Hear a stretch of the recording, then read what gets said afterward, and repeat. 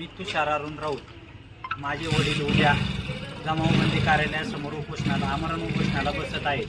ते म्हणजे भूमी अभिलेख मुळशी भोर आणि जिल्हा अधीक्षक यांच्या विरोधात. यांनी जाणून बुजून माझं घर 413 मध्ये असताना 430 मध्ये दाखवत आहेत. यांना कोणी विचारलं तर हे सांगतात आम्ही केलंय, त्यांना मान्य नाही. त्यांनी हे केलंय बघा, हे एकाच गटाचे 4 हद्दी केलेले आहेत. आणि आम्ही मागतो हे 2006 प्रमाणे कोर्ट कमिशनच्या मोजणीच्या ह्याच्याप्रमाणे मागत आहे, पण हे द्यायला तयार नाही आहे. फक्त पाटील मॅडम हे कागदी गोडे नाचवतात फक्त, आणि तेवढ्या पुरते हे करतात. उपोषणाला बसलं की यांची हालचाल चालू होती, उपोषण कसं तरी थांबवतात की परत ते काही काम करत नाही.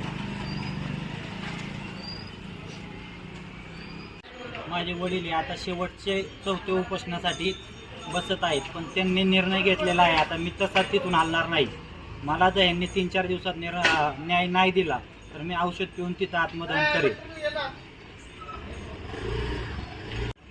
त्यांच्या जर जीवाचं बरं वाईट काय झालं तर त्याला कारणीभूत भूमी अभिलेख मुळशी, भूमी अभिलेख भोर आणि जिल्हा अधीक्षक मुसळे साहेब हे कारणीभूत राहतील.